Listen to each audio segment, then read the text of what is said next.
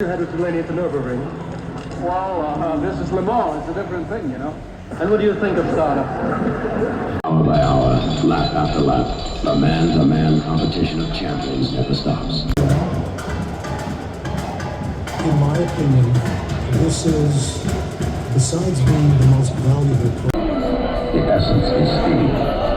The objective is winning. And the danger is dying. That I love most about this part of the research is just the chain of ownership is so complete. Where it has been is so complete.